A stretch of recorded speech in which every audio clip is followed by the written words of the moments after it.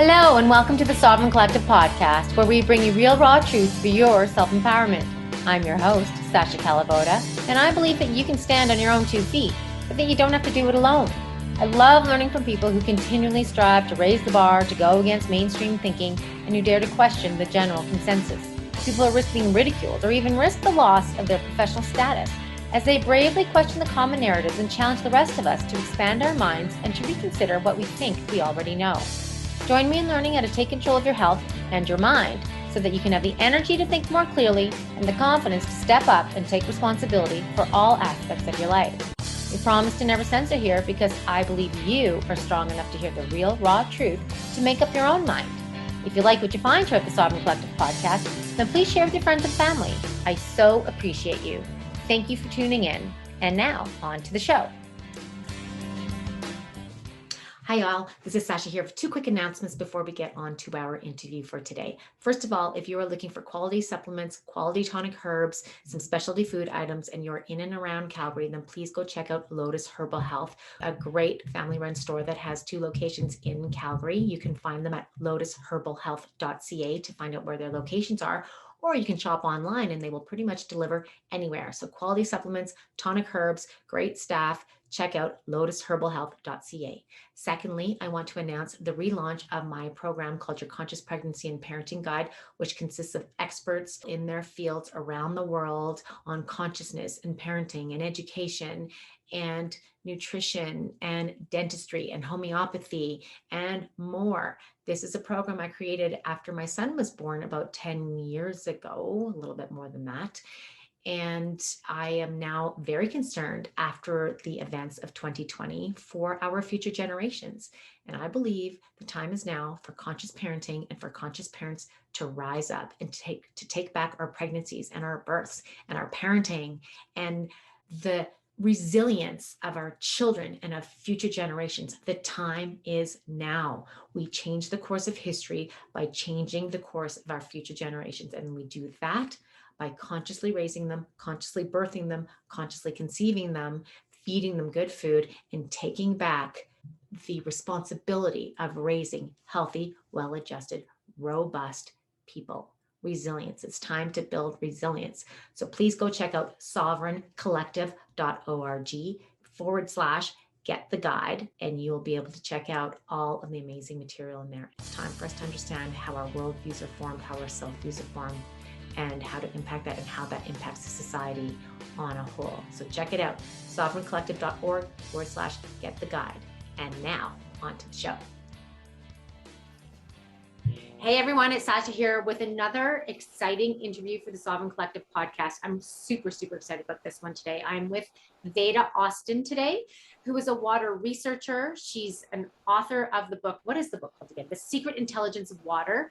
And my friend just gave me a really great idea, by the way, today. She says, I'm going to get that for like a Christmas present. I'm like, I'm going to buy that for a bunch of Christmas presents. So I hope I have time to do that because we're getting close to Christmas. I'm a very last minute Christmas shopper. But anyways, back to Veda. She's a mother. She's an artist. She's a water researcher. And what I love about her and her energy is that she's curious and she's open to the mysteries and the wonders of the universe and of water.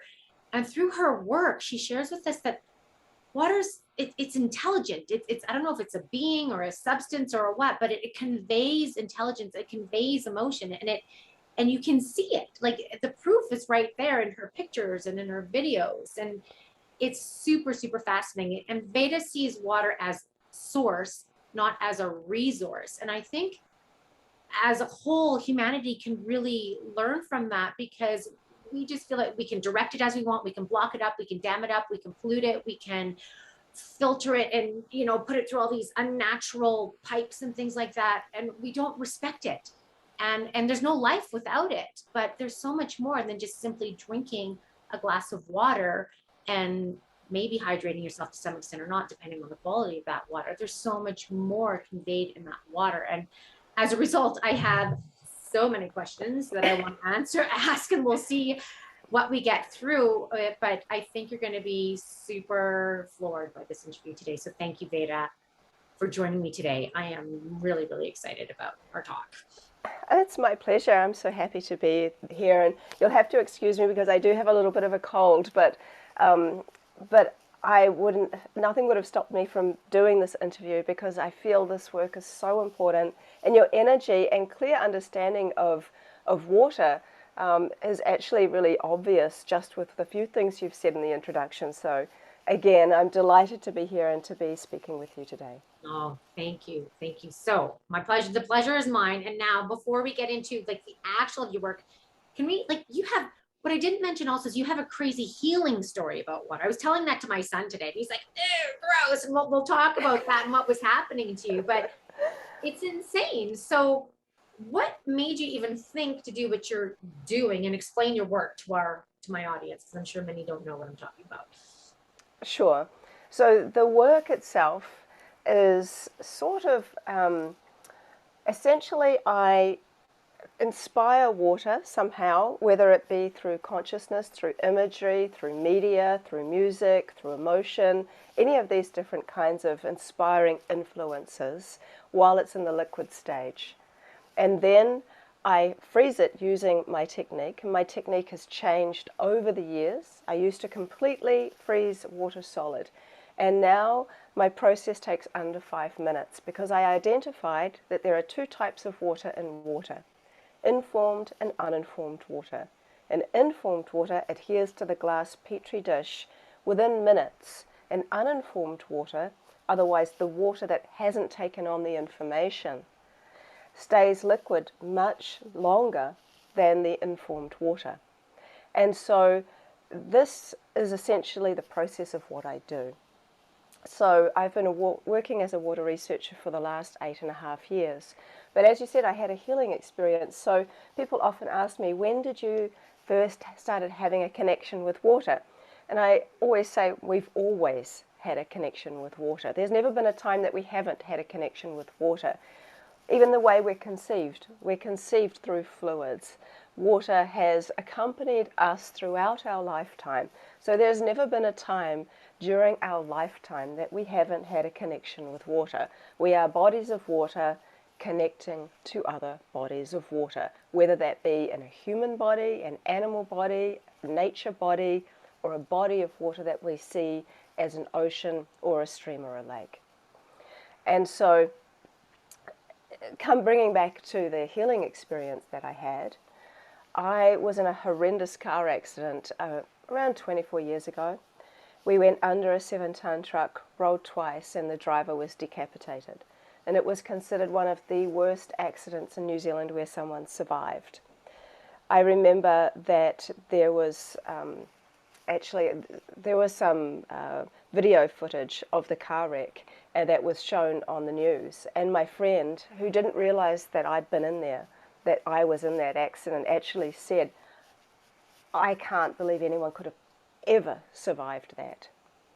Because the car was absolutely wrecked, and all that you could really see was there was this little bubble around where I was. And so over the course of 20 odd years, I had 8 surgeries, and most of them were related to the car accident, because the seatbelt wrapped around my waist and crushed a lot of my internal organs. So I had a lot of internal bleeding that left scar tissue on my small bowel. So every time I would try and eat, over about a year, that scar tissue grew, kind of cutting my digestive system off. So when I would try and eat food, I would have, now that I've had children, I would have what felt like contractions, and then I would just vomit and vomit and vomit, and it was excruciatingly painful.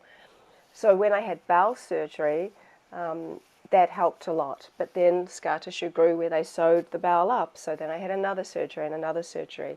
And I had stage 4 endometriosis, so then I had surgery for that as well. So 3 doctors told me that I would never be able to have children because of all the damage that had happened to my reproductive organs and the internal organs from the bleeding from the endometriosis. So I had a child for every doctor that told me I couldn't. And in saying that, I started to learn a lot more about my own biosystem. The last surgery that I had, I didn't recover very well from, And when I woke up, the doctors said that I had had showers of blood clots in my lungs occur during the surgery. Then they were working on my bowel. And so then they said they wanted me to be on warfarin, which is essentially a blood thinner. And I've always lived a very holistic life. From the age of 8, I told my mother that I didn't want to eat meat anymore because I didn't realize that it was animals. So until then I realized that, I said I don't want to eat it anymore. And gratefully she was an amazing mum, and she just allowed me to do that and helped me do that. Then I've never smoked a cigarette, I've never done any drugs, and I've never drunk alcohol. And so they were always my natural tendencies as this being that I am. And so I also don't like taking pharmaceutical medicines. So when I was told and fed the fear that I should be on warfarin, granted it's a very serious thing to have blood clots in your lungs, I was in resistance to that. But I did for a period of time, and when the doctor said my lungs were clear, I started really wanting to make sure that my body maintained its optimum health. And I had a doctor friend, and he's a medical doctor, but also practices Ayurvedic medicine. And he said, look, just totally off the record, perhaps you might like to start trying and drinking natural, emphasis on natural, not ionized, natural alkaline water, and it might just help your body to come back into some balance. So when you get blood clots, essentially your cells are starting to become sticky, and they start going more down in the alkalinity. And so they start forming something called rouleaus, which start to clump and stick together. And so essentially he was suggesting that this type of alkaline water might just help my body to just stay in some stability. And so I thought, well, okay, that seems easy. It's just drinking water. Do that anyway. So I started looking and finding more alkaline waters. And so the level of alkalinity essentially on the chart goes up to 14. It's 1 to 14. 7 is where distilled water sits. 7 is sort of neutral. And anything above a 7 is alkaline, and anything under a 7 is acidic. And so I was drinking waters that were alkaline above a 7, so around the sort of 7.7, 7.8, 8.5, all around there. And I did 2-week trials on myself, so I became the guinea pig of my own health. And outside of generally feeling hydrated, I didn't notice anything specific. Not that I expected to. So much goes on within this human container of water that we don't see. And so we can only kind of explain how we feel rather than see what's going on within the body. So I felt more hydrated. Eventually, because I had a wellness center, and so one of my clients came to me and she said, why don't you try this old guy's water? He has his own private water source. He's only giving the water to cancer patients, and the pH, which stands for potential or power of hydrogen, out of the ground is 9.9. And I'm like, wow, that's got to be one of the highest natural pH waters I've ever heard of. And she said, people are having amazing results, just go and talk to him about your situation. So I went and I saw him, and he gave me a month's worth of this water to drink. And within 3 days, and this is I've been doing trials on myself now with different alkaline waters for some time, but within 3 days of drinking this particular water, I noticed that something really important was happening in my body that a lot of people don't like to talk about because it sounds gross, but that's bowel motions. So there is such a lot of people sitting on the toilet for an hour trying to push a tiny little rock hard pebble out, and this is usually a problem of dehydration. So a lot of people just don't like water. They don't want to drink water. They drink other fluids. Whereas water sometimes can start looking at water as a medicine, because when you're not drinking enough water, your body has these reactions, and constipation is often one of them.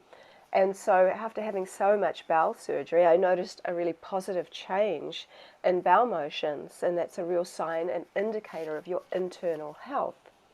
And so then around about day 10, I noticed all these bumps coming up along my arm, and along my jaw.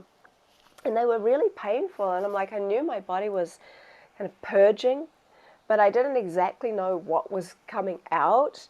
And when I would touch them, they really hurt, and it felt like there was something in there. So I ended up kind of getting some tweezers on the one that was the most raised and angry, and I kind of started picking at it, and something came out, and it was this little shard of green glass. And between day 10 and day 12, 27 pieces of green glass were pulled out of my body. How big were they? How big? Tiny, tiny little shards, like, I don't know if you can, Yeah. like really small, but they create quite large lumps because your body's having a reaction to purging them out. And so I'm like, oh my God, I know where these are from. Because the fact that they were green made, suddenly everything made sense to me. When I had that car accident, bearing in mind this is nearly 20 years later, the man who was driving the car had owned a nightclub, and in the back of his car he had all these crates of Steinlager beer bottles, and they are green glass. So when the car rolled, I had gone like this with my arm to try to instinctively protect my face. And so some of the windscreen went through. I got more of the windscreen that came through on this side, and a lot of that green glass went through on my right side. And so it was this green glass that was embedded in my body that was actually purging its way out. And it's disgusting and amazing at the same time, because it's kind of gross to like pull all this glass out. And one of my biggest fears is that something would come out of my eye, some glass would come out of my eye or something, which was probably an irrational thought, but it was still there. And so I see all this glass, and the only thing I had done differently was drink this particular type of water. So that's what I was going to ask. You weren't fasting. You didn't change your. No, I didn't change my diet. And because I was already trialing these waters, I was very mindful not to change my diet, not to change my skincare routine, not to do anything out of the ordinary. And so then, because I had such a reaction, I was like, well, is it just a coincidence? Is it just me that's responsive to this type of water? And because I had the wellness center, I started asking people that weren't well, and also people who were very well and very healthy, if they wouldn't mind trialing the water too. And so I ended up trialing quite a number of people over the course of 2 years on 8-week trials. And everyone had a specific, well, not a specific reaction, everyone had their own individual reaction. So on the whole, everyone who was healthy and very unwell had more energy, but everybody's eyesight improved to the degree that one woman had to change the prescription on her glasses because her eyesight had improved so greatly. If you consider that our eye lens is 99% highly ordered structured water, it's interesting because what I discovered with this type of water is that it had fourth phase water in it. Which essentially is, there's a liquid, solid, gas, and then a type of gel or plasma, which is considered the fourth phase of water. It has interesting properties in that it absorbs more light, it has a negative charge, which means it has a negative oxidation reduction potential, which means it's an antioxidant rather than an oxidant. It's got a higher pH, it's in the sense that it's more alkaline. And it is more viscous in that it's got more of a viscosity about it. And our body converts H2O into H3O2, which is, well, so it means that the water molecule has one extra hydrogen and one extra oxygen atom. So this water within our cells is actually the water that we drink. It's converted into the special type of fourth phase water, which kind of operates as the battery to our cells. So it's very interesting when you look for it, and the reason I bring it up is that I have personally looked for it using the technique that Dr. Gerald Pollack uses in his lab. And the way you look for fourth phase water is really interesting. So you get a beaker of whatever water you're using, You put something called microspheres in it, which essentially will show you movement. Then you put something called a Nafion tube in there, which is like a little see-through tube. And then when you look through a microscope, if there is fourth phase water present, you will see that the water self-propels through the tube without any help. Essentially, it's its own free energy source. And so it's a very interesting thing when you think how this is working within our the cells of our body. And by molecular count, not by volume, we are 99% water. There are more water molecules in our body than stars in the Milky Way. We are incredibly sophisticated water systems. And so as I started to observe what was special about this water, it did have all of those attributes. It also was interesting because I did lots and lots of tests with it. And one of them was that I would let it sit outside in the sun in a container for a long period of time, which by long I mean about 3 weeks. And what you saw very quickly with this water is that it started to grow a type of algae on it when exposed to the sunlight. And it's because it has all of the properties that create life. It has water, it has minerals, and it has light. And this algae started to grow, and when we tested the algae to see what kind of algae it was a type of spirulina. Oh, wow. Very curious and interesting to me is that certain medicinal properties of certain medicinal plants will grow in certain environments, and this water seemed to create an environment for this medicinal plant or medicinal algae. And that was very interesting given everything that I was finding out about this type of water.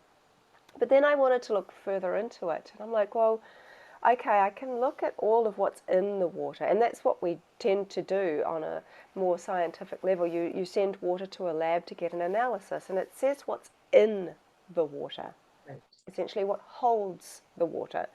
So it looks for how total dissolved salts and solids, and it looks for like all the different things that you look for in water. But that's what's in water. If you think about what is water, outside of all of the salts and the minerals and maybe the heavy metals or the things that it's picked up along its journey, what is water? And then I started really wondering about that. And then I started really researching into the new science of water, not the old science of water, the new science of water, of which that is beginning to really flourish. And people like Dr. Gerald Pollack and Rupert Sheldrake and Luc Montagnier and all these amazing people are starting to show us that water isn't just what we always thought it was. It's so much more. And those people are starting to move into the realm of at least playing with the idea of the intertwinement of consciousness and water. At the very least, that consciousness can impact water and water can store information. At the very most, the two are interconnected. And so there are very different researchers on either side of that spectrum, within that spectrum. And so then, of course, Masaru Emoto's work came out, and the old water science community, the traditional scientific community, they didn't embrace his work. They had all kinds of reasons for that. But what did happen was that thousands, millions of people around the world, they saw his work and they saw his photos, and they were able to identify themselves as bodies of water that are sensitive to thought and environment. And when you see, his work was very much in contrast. The word love creates beautiful geometries. The word hate, the water fails to create geometry. And so he would flash freeze water after it had been exposed to an influence. And then someone else who really inspired me, and I recommend people look him up, he's a French microscopic photographer by the name of Laurent Costa. And what I loved about Laurent's ethos is that he didn't want to influence water. He thought and believed, and still believed, that water is his spiritual teacher, and that water on its own has something to share and to say. So rather than influence the water, he simply invited the water to share what it would. And water started to design outside of its general, normal ways of designing, which is to design in geometries. It started to design in imagery that we can recognize. For example, a perfect heart, lots of different types of happy faces, a fish, and various things like that. And as Laurent was doing this work, each image was quite relative to something that was going on in his life at the time. And so he was forming relationship with water in a new way, in a different way. And then the third person that inspired me to really jump into this work and investigate for myself was a man by the name of Thomas Hieronymus. And he was a radionic engineer. And he observed something interesting. He observed that when he went into a Parisian meat market, the freshly placed organs of an animal appeared to be affecting the way the frost froze on the glass behind where they were placed. For example, the shape of a liver was appearing in the frost above where the liver organ was placed, and so on for all the different shapes of the organs. And so he was looking at a macroscopic version of the microscopic. This was something he could identify with his naked eye, and his idea about why this was happening was that he believed that there was still some kind of life force energy emanating from the organ, even though it was no longer attached to a body, because there was water in the blood. And he believed that water held some kind of memory and some form of consciousness. And so then I took all of that information, as well as my experiences with water healing me, and recognizing that water can be a medicine, and wanting to know what makes this different, and wanting to understand more about how on earth all this glass was purged out of me. And I started looking more into the spiritual sciences, or the consciousness of science, perhaps might be a nicer word, because it might not scare too many people. Mm-hmm. And then you start looking at what Tesla said. If you want to learn the secrets of the universe, look at energy and frequency and these kinds of things. And so I started to look at my body as a living piece of music, as a living vibrating piece of a symphony with lots and lots of cells playing music.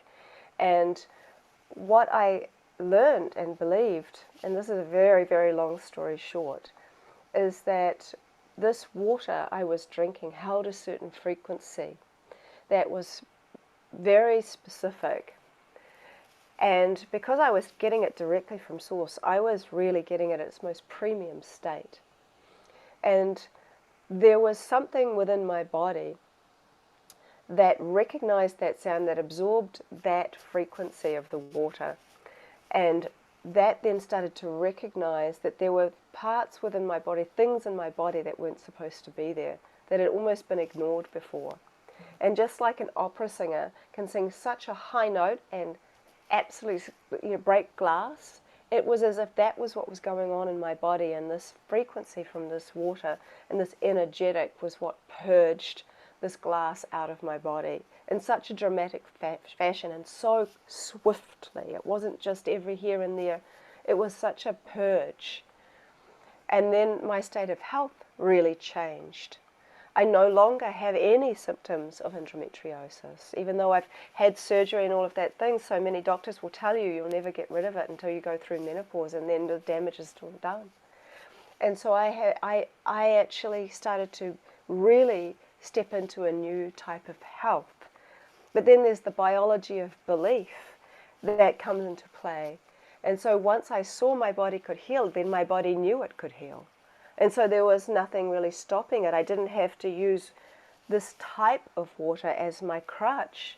What I realized is that my body is a body of water, and that actually my thoughts create the state of health within my body, and that we're liquid crystal antennas picking up all the information in all of the external world, but we also have the internal world, of which we are very much able to be part of. We actually don't give ourselves the strength or the power, because we tend to think other people need to heal us, where in actual fact, what's going on in our body we should know about. It's our body. And so when you start connecting with the water and the fluids within our body, because I say to children, because I teach in primary schools occasionally, that I get invited in to do like a water science project mixed with an art project, and I teach them how to do the work I do. And I say to the children, I pose this question: if your skin was invisible and if your organs were see-through, what would you look like? And the children always end up saying they'd look like a stream or a tributary or a river. One boy said, I'd look like a brain-shaped cloud with electrical rain raining all the way through this human-shaped body. I'm like, wow, that's pretty amazing. Yeah. And that then led me to wanting to investigate for myself if water could store or hold memory. And I always invite people to research for themselves. Don't believe everything you've read. If you can, do it yourself. Find out what you actually know to be true, not what you've just been told to believe. And so... Yes, that's very relevant today. Yes, I think it's always relevant, Always. but particularly in this climate. I have a question about your healing with that water. Do Yeah. you now, you went to it because of the alkalinity being so alkaline at 9.9. Do you think that you could have achieved the same healing if you had an alkaline water machine making very alkaline water, or do you think it needed to come from that source specifically? I have a lot to say about that. So to start with, I will say that I think water and nature go together. Nature doesn't make mistakes in this way. Everything in nature is provided in a very specific way. And there are healing waters, and there are waters which are good for lots of other different types of things. Each water source has its own specific purpose. So what I would say, and also I told you that I tried lots of different alkaline waters before I found this. One of them was someone had given me Kangen water to try, and had made that at pH 10. Okay. I tried it at 9.5, and then someone was able to make it a 10. I tried both. And actually, mostly what happened to my body was that I got headaches. And so I thought, well, maybe I'm purging, getting these headaches, but nothing, I didn't see anything. And so I can actually say I've tried it for myself, and I saw nothing specifically different happen in my body at all, apart from that I got headaches. However, as I said, I've mentioned I used to work for this couple, and we were working towards a very conscious kind of area around water. I won't get into what it was, but I did tests on ionized water set to specific pH levels, and compared it to natural waters that naturally occurred at the same pH levels. And so I was able to look at what they do structurally. And so what they do structurally is very interesting. The natural high pH waters, I think I did an 8, an 8.5, and a 9. And these natural patterns that form in hexagonal shapes or fern shapes or flower shapes. They're extremely beautiful. But when I did the exact same tests using the same method with the ionized water, what I saw was water that looked almost identical to the water that had been sitting next to a 5G tower. Oh, and I saw that video that you did on your site. You guys, by the way, VedaAustin.com. Go look at the pictures, the videos, the examples by the book. Amazing. And that water is not pretty. No, and it's having a reaction to the electromagnetic frequencies. And so ionizing water, so one of the things I'd like to also say, without meaning in any way to offend anybody, I'm simply speaking from my own personal experience from having drunk it, but also from having done the crystallography of this work and having researched comparisons to quite a large extent. What I've observed is that when you imagine that you're electrocuting water, we're bodies of water. To kill people, we use an electric chair. The electric chair works because we're bodies of water. When you put an electrical charge into water, something happens. It has a reaction. In this particular situation, water splits into an alkaline stream and an acidic stream. What these ionizing machines are doing, they say you can say, I'm not going to use brands, but there's one brand which is well known, say it's this type of water. Actually, you're selling a machine. The water that went into that machine is tap water. The water that came out of that machine is altered tap water. The water that's gone into the machine was filtered, so then it's a filtered tap water. It has then been ionized, and often to make ionization process work, you have to add a certain amount of salts. And so everything bad is taken out. Everything bad, essentially any things that's not good for the human body to drink, is filtered out. But often what's filtered out is things that might be good, and certain minerals and salts. And then you have to add the salts and things back in. And then the water is electrocuted to go through a process to split into two streams. And then you have this acidic stream that if you don't use it, then it's just acid waste. And if you do use it, then at least it's something positive. And so then I also compared longevity of pH compared to ionized water and naturally alkaline water. And I got a lot of information simply from going to various different ionizing machine websites, and they will say, and I've tested this myself as well, so it isn't just from what I've read, but the information is there, that the pH and ORP, and I mentioned that earlier, it means oxidation reduction potential.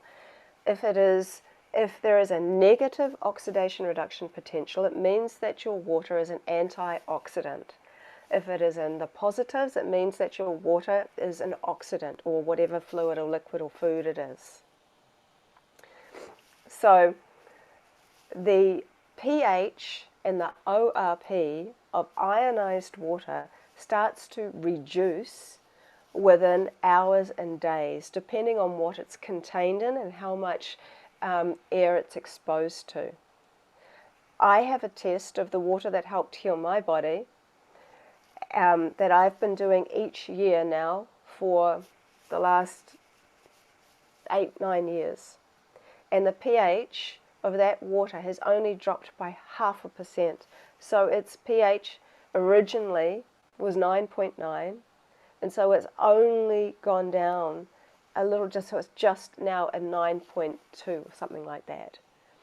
Wow. It's for 8 years. For 8 years. And the reason that it holds its alkalinity is because when water becomes alkaline, as it's gone through its process of movement, often underground through aquifers, it picks up the minerals and the lime and these various things that help water, and bicarb, which help water become and stay stably alkaline. And so that was one of the many comparisons I did. How do you store it? What's it? Just in a So for me, like with water generally. Testing. Yeah, well, the water I test is always kept in a dark container in glass, and in a dark. I keep it in a cupboard, so it's not exposed to light, because otherwise it's going to grow algae. Right. So these are living waters. I would suggest that anyone who's actively collecting spring water, as long as you know that it's safe and it's past different, you don't want to be drinking river water because it could have contaminants and things like that, but make sure your water's safe to collect. But then once you've collected it, I would always advise keeping it in a blue glass or green glass container, or at the very least keep it in the dark, because light will activate it to come, anything in it to start to bloom. Right. And That's what I have a question on that, because we collect our spring water about an hour away. There's a lovely spring there. I've been getting it for years.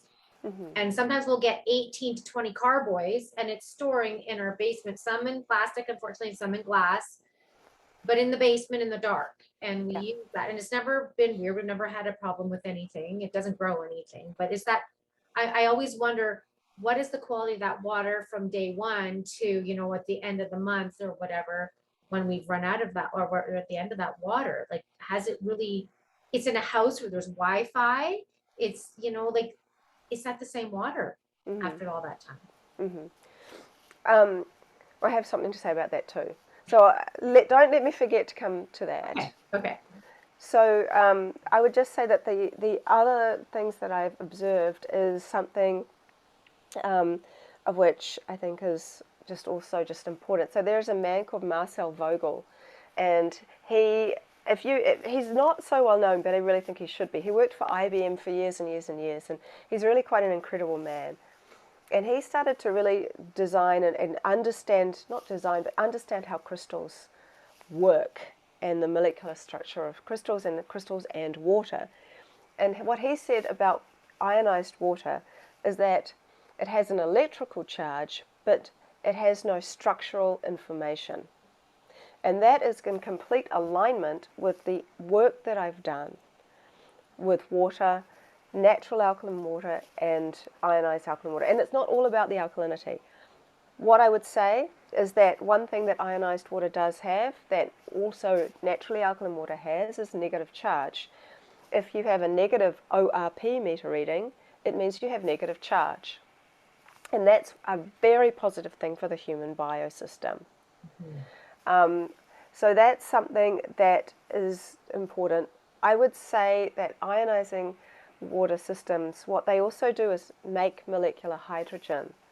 So that is also known to be helpful for the body. So some of the most beneficial things I think you actually would be getting from an ionizing machine would be negative charge and molecular hydrogen.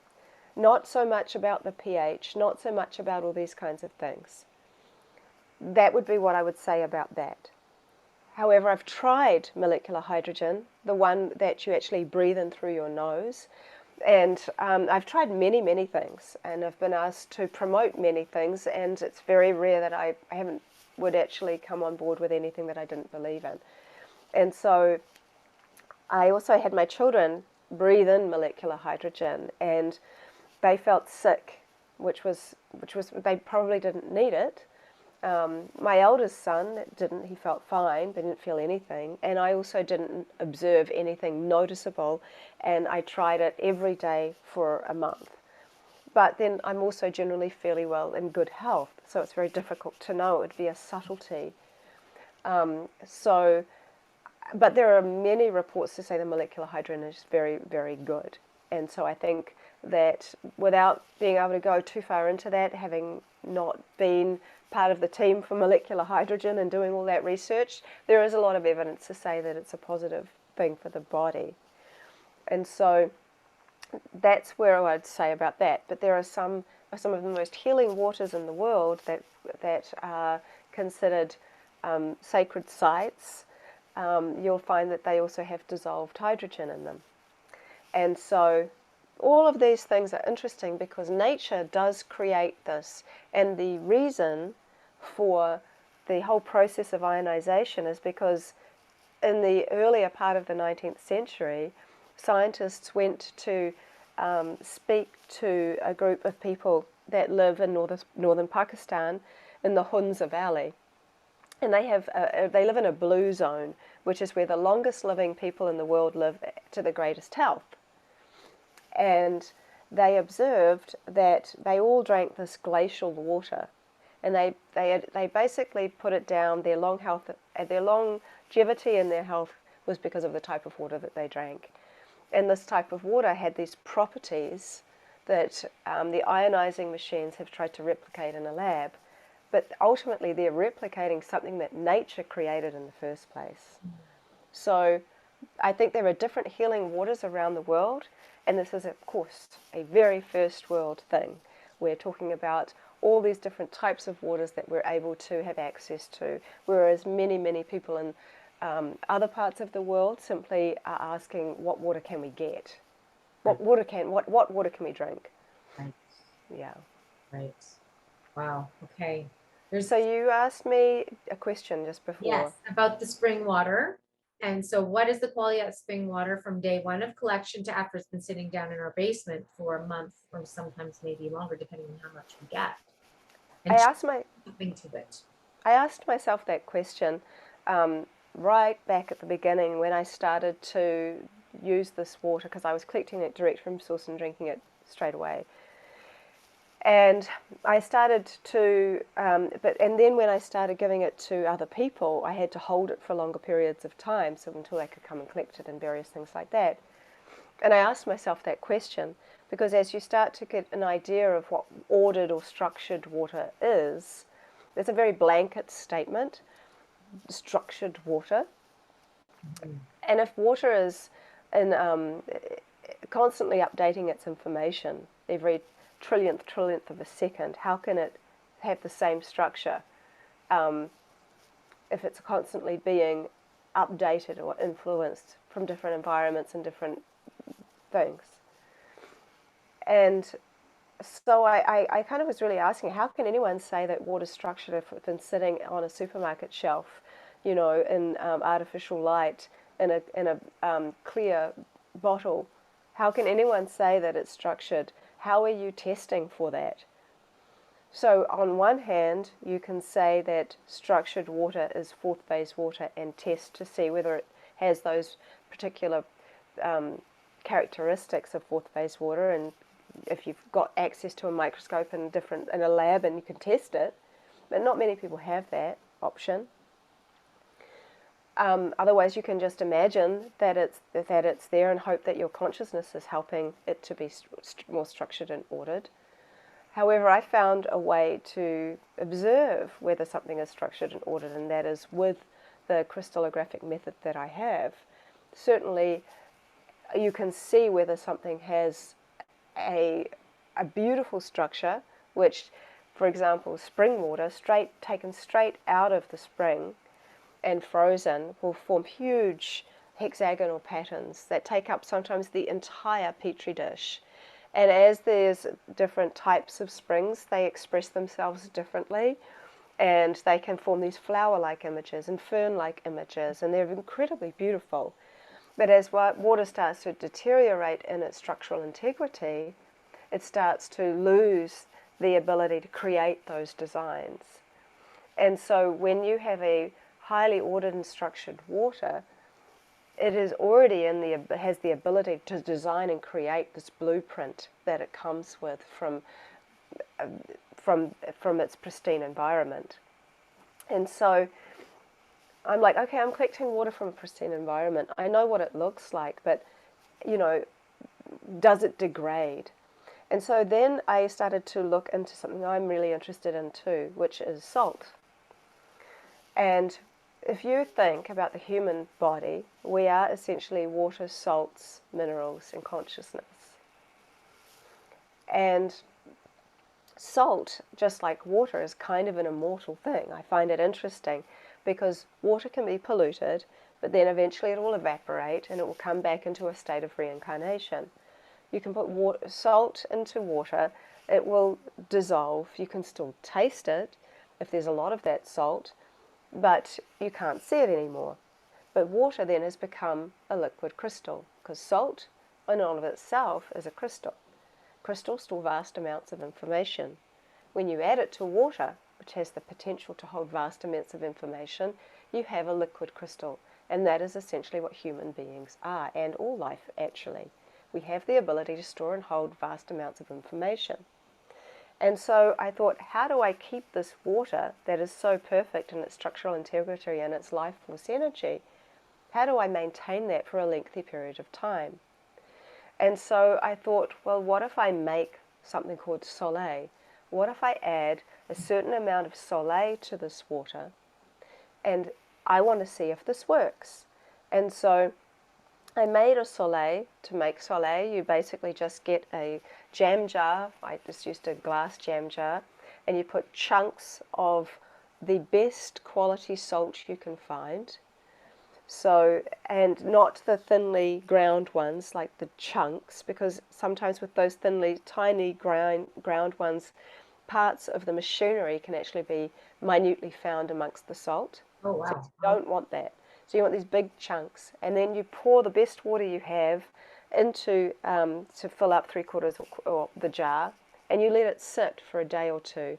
And after a while, you'll notice that, say it's some kind of pink salt, pink Himalayan salt or something, the water will just be pink, but there will be kind of a residue of the salt on the bottom, and that means that the water can't absorb any more salt. It's as salty as it's going to get.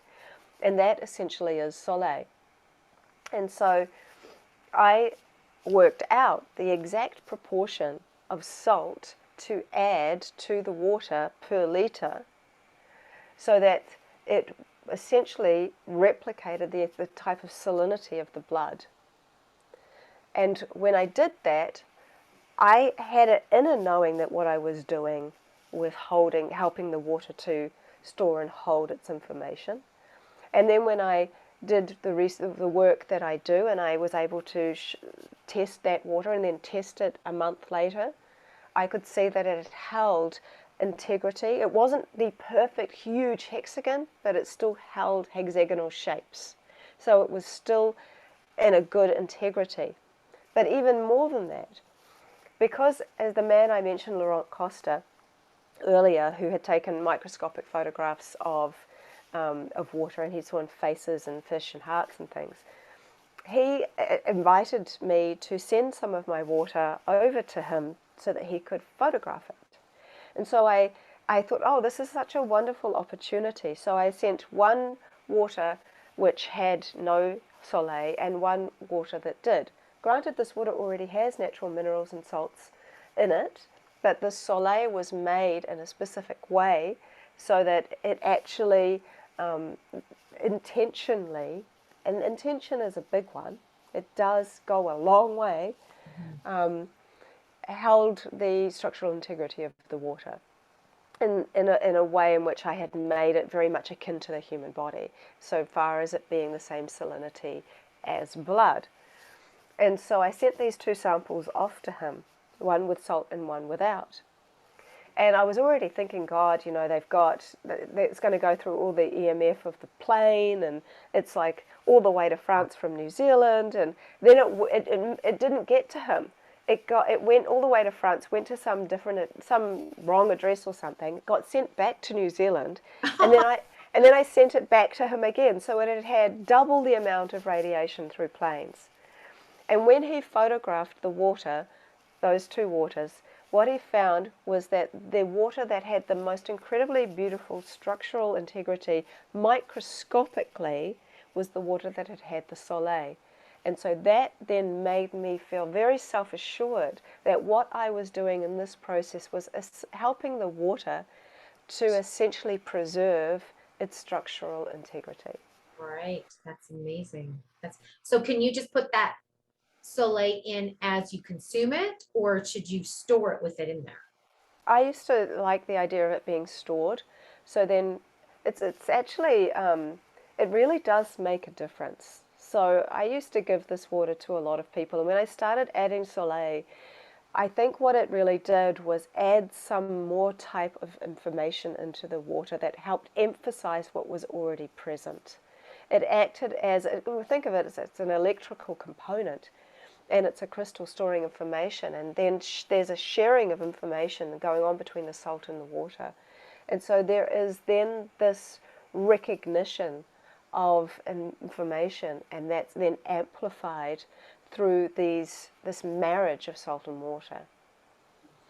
Because I always put salt. We ran out of spring water, and I'm drinking water that bought, and I always add salt to it, but I add it as I drink it. And I have it sitting on this little, because we're in Wi-Fi land, I have it on this. It has like essential oils and crystals and all this stuff in there to try to keep its original or energy to it. But Yeah. okay, so let's talk about your work. Like you're actually like the pictures that you take and the videos that you do, and just seeing like clearly water knows. Like there's intelligence in there. And like, and we used to have a water egg, like that Victor Schauberger is the I water. love those. Yeah. Fortunately, it broke and we never replaced it, but I do want to get another one. But Yeah.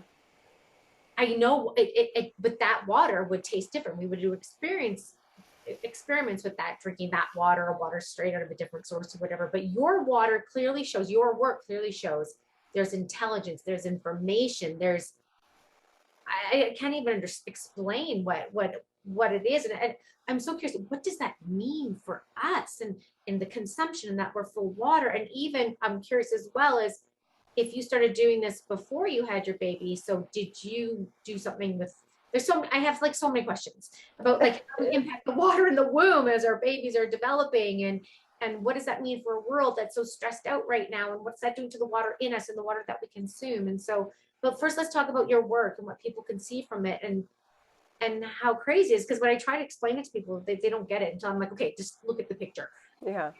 and see what it's doing. It's irrefutable, right? That's Yeah. I mean, I have loads to say on all of that, but we'll start with the work. And so, as I said, I was inspired by these pioneers, these three pioneers in the realm of water and memory and visual memory. It's almost like saying that your thoughts are crystallized in front of you. And so I wanted to see for myself. So I have, just so people know, because I get asked this a lot, do you only use the water that healed you to do these tests, this work with water? No, I use lots and lots of different waters. Is that type of the water the only kind of water that heals you? No. There is different kinds of water that will resonate for you. They're often from your place or your country of birth. If you find that type of water, look where you were born for that kind of, there'll be a resonance there with you and that water system. That just seemed to be the one that worked for me, and everybody who I did work with had come from New Zealand. And so I would say that don't feel that this is the only water that's going to heal you. It's not true. There are different waters around the world that will heal you, but you have the power within you to heal you through the water that you are. And so I started though with that water because I thought it'd be a good place to start.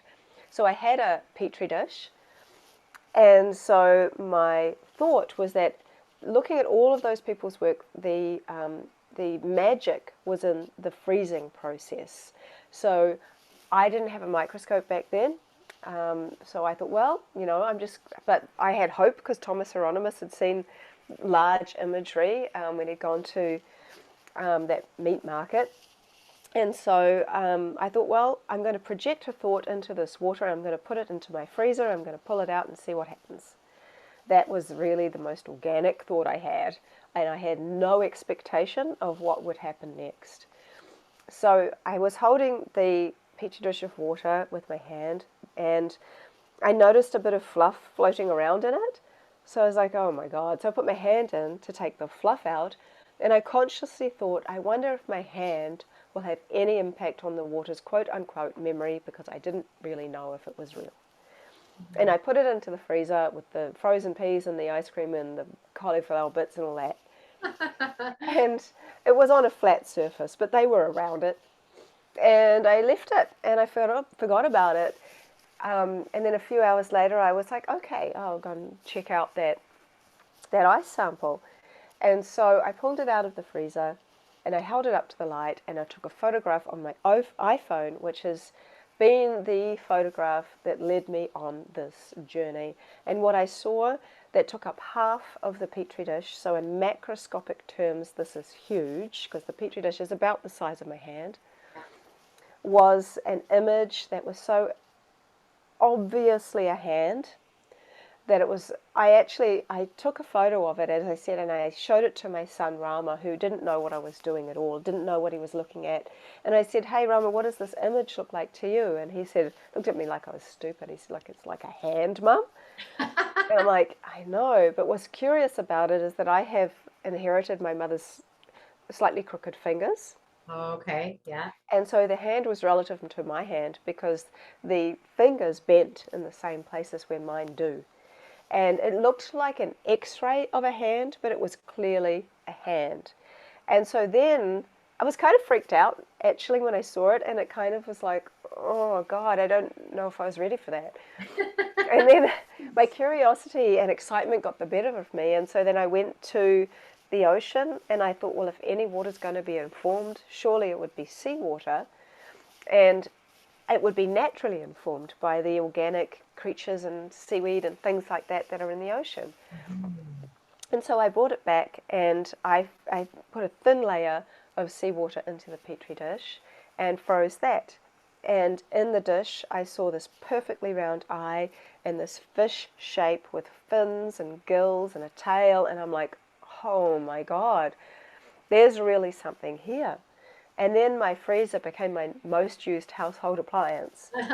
And I'm constantly doing all this work. And I keep seeing this incredibly sophisticated imagery appear. And I did that for about a year and a half until I started wondering, am I missing something here? And it was at that time that I was really studying this fourth phase of water. So as water goes from molecular chaos, which is what it is as a liquid, and goes into a more ordered structure, which is what it is as ice, what is the state in between? This is the state, the sort of fourth phase of water as it transitions into a solid. This is the space of creation where water is able to reveal what information it's absorbed. And so I'm thinking, I think I might be missing this stage by completely freezing water. Yeah. And that was that point where my technique changed dramatically. My technique was just simply freezing water before. It wasn't really a technique, it was just what I was doing. And then I started opening my freezer earlier and earlier and earlier and earlier to see what was going on. And then I started to realize, hey, hang on, within 5 minutes, it looks like water's already formed an ice architecture, but there's this liquid on top. What's going on here? And so I would pull that dish out and tip away the water that was liquid, and I saw this incredible architecture on the petri dish, and I started photographing that. And that's where I started to see that the real imagery is designed within minutes. Water is so fast to design, and when you remove that cloudy layer that you see when water freezes, and then you're starting to reveal this kind of life force, crystallography, which is just so much more 3D. There's more light can come through the dish because there's less ice. So the light plays on all of the different shapes and structures. And then you start to see water revealing information in an entirely new, next level way. And I teach people how to do this work. I do workshops, and people can get the technique off my website and stuff because I want other people to learn it, to see that this is a real thing. But I always advise people as they're beginning the work, even if they have a really strong bond and connection to water, not to expect water to do what you want it to do. This is not love. Right. Yes. Water is always showing me the path of love with everything it does, simply by being what it is. In that respect, what I mean by that is that I have learnt that if I expect water to do anything, it will not play with me. If I'm in a state of frustration, which isn't that common, but I have children and life happens, and sometimes people have asked me to do work for them, and I have a lot of stuff going on.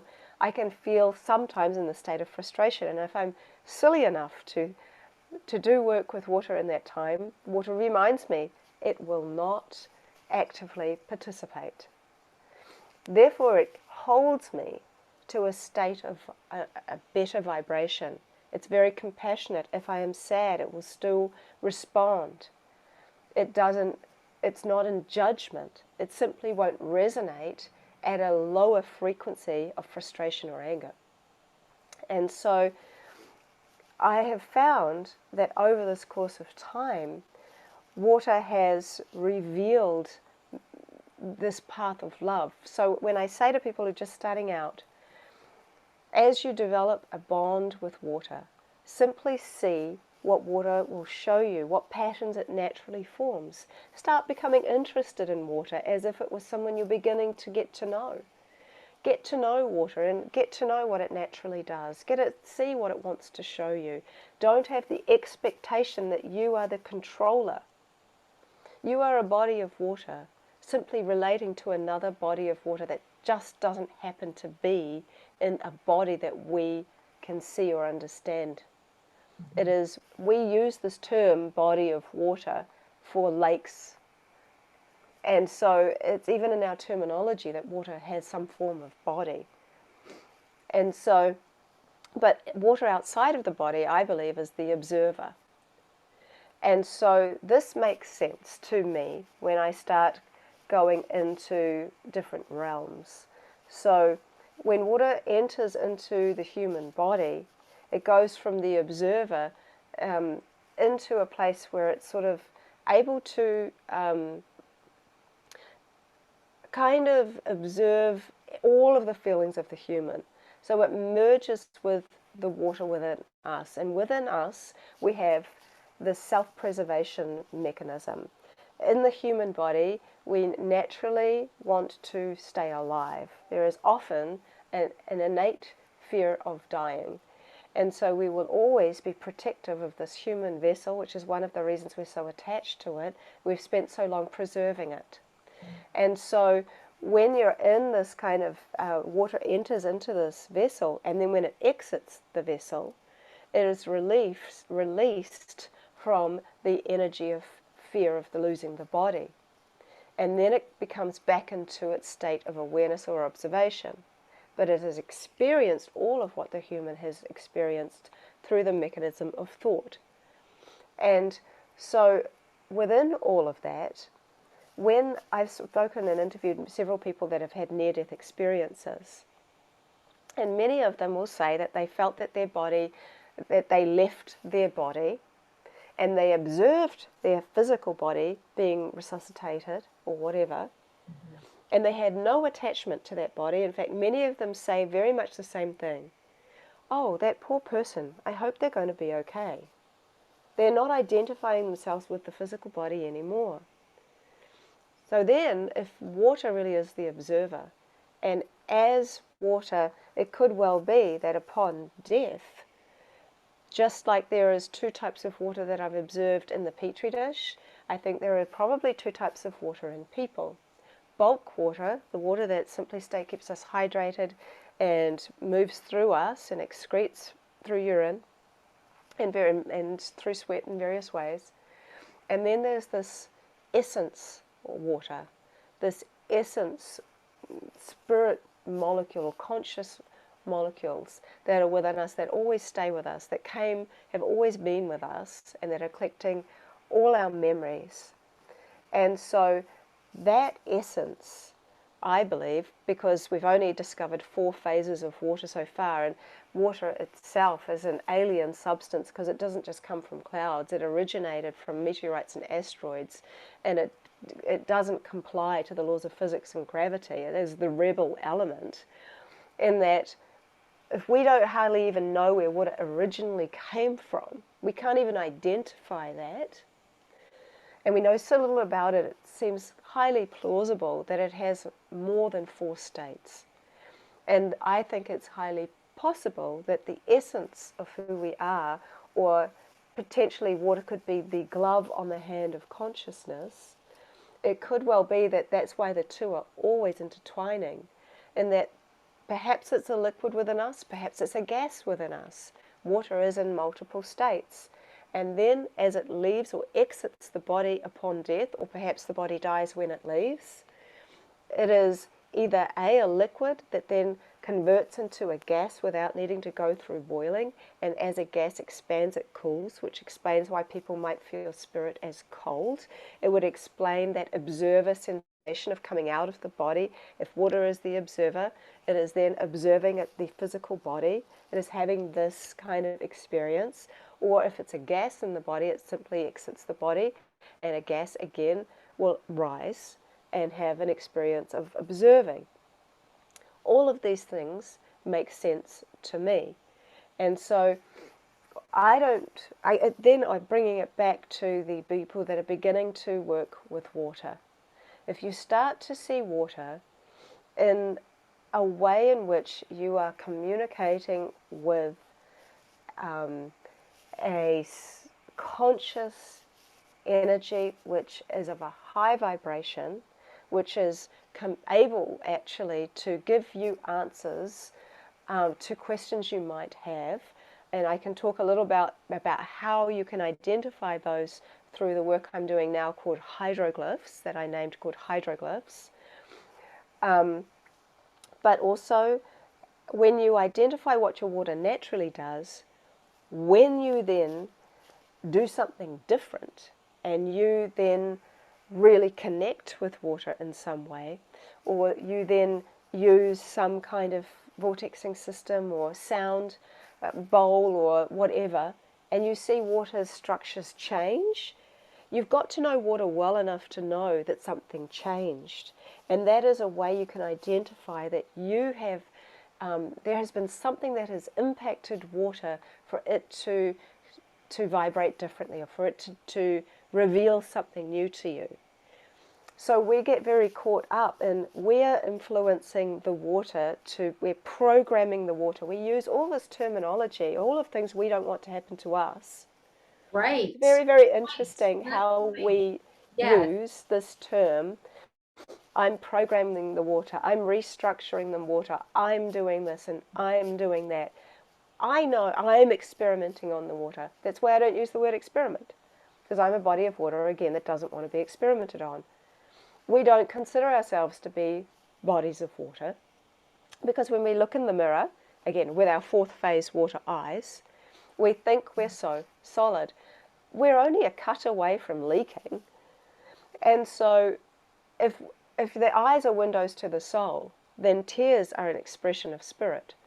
And I actually believe that tears essentially are emotions that we can actually see and taste, because water wells up in us at our highest and saddest emotions. When we're most happy, tears come out of our eyes. When we're very sad, tears come out of our eyes. There is this welling within us that happens, where we pull from this well and these tears appear, of which are like liquid emotion. And so, frozen your tears?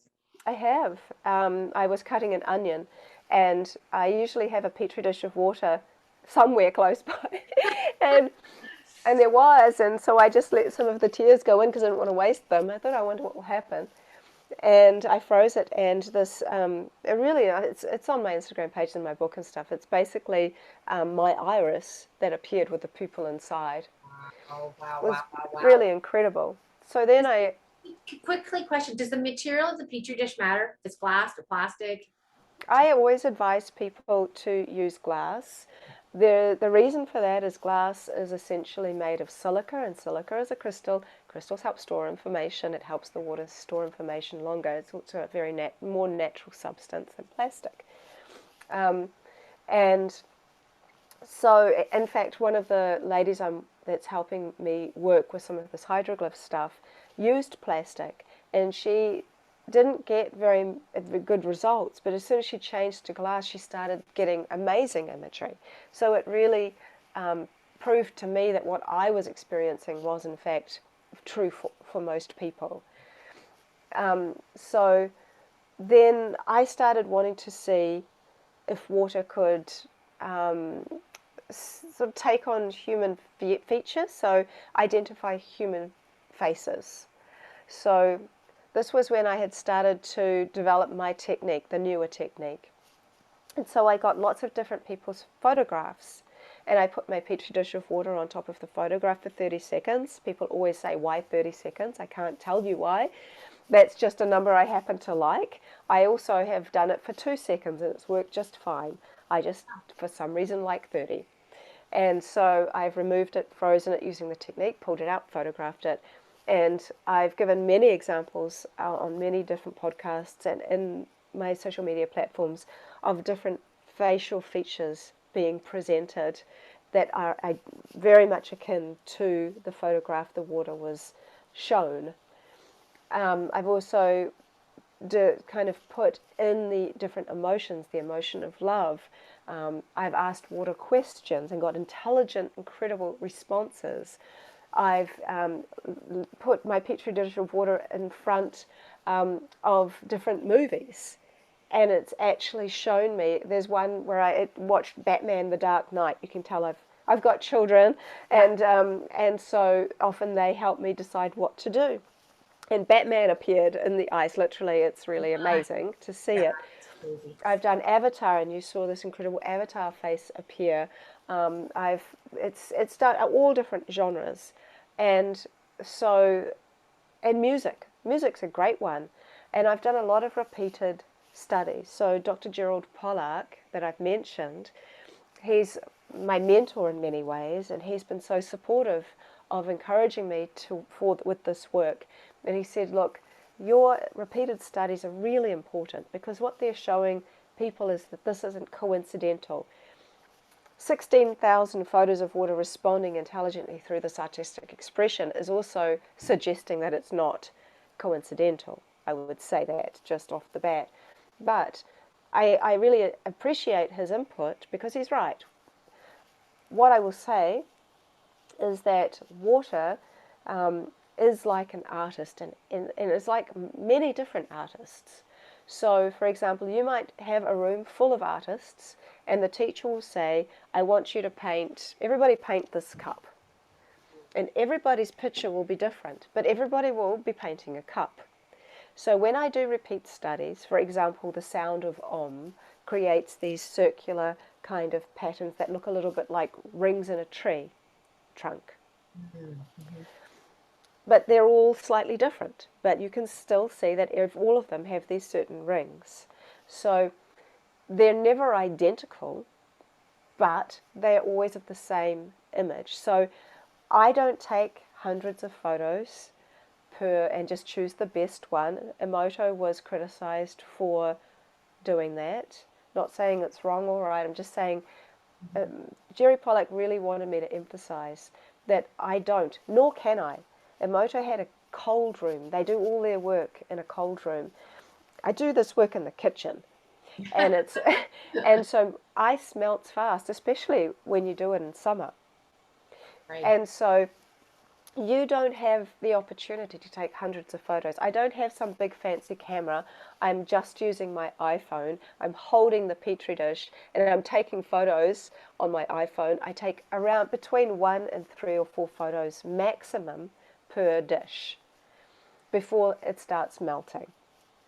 And so within that, it sort of doesn't leave much room for just choosing best photos. They're all basically much of a muchness. And so what I've seen over and over and over again is that with different inspiring influences and suggestions, like for example, if I use the same song, then this is a good segue into hydroglyphs. If I use the same song, I will often see a similar result if I do that test multiple times. One of the tests I've done many, many, many times is the song Stairway to Heaven. I would looked at that stairway, some of it, it's like somebody drew in a perfect stairway. Yeah.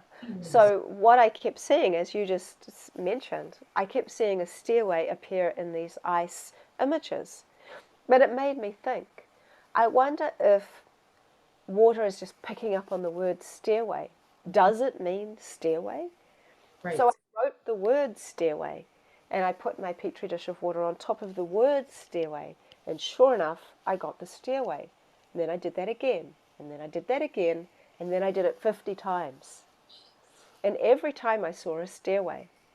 So then I got to the point where I'm like, I can identify that the stairway image in the ice, which I call a hydroglyph, means stairway.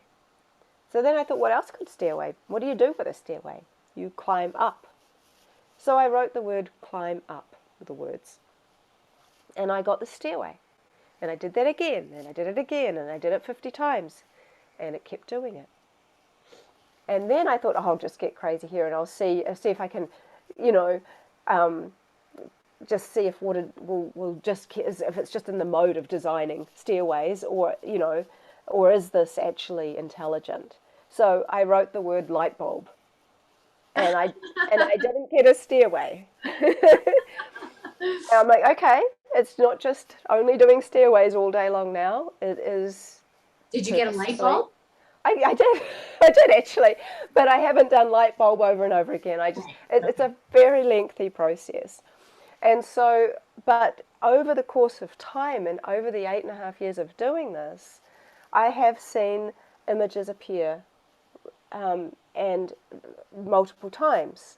So I started to go, okay, well, let's look at the dagger, because I see these daggers appear in other samples, and I see them a lot.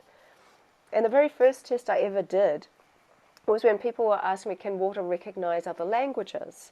Of course, water isn't actually reading the word, it's reading the energy of the word.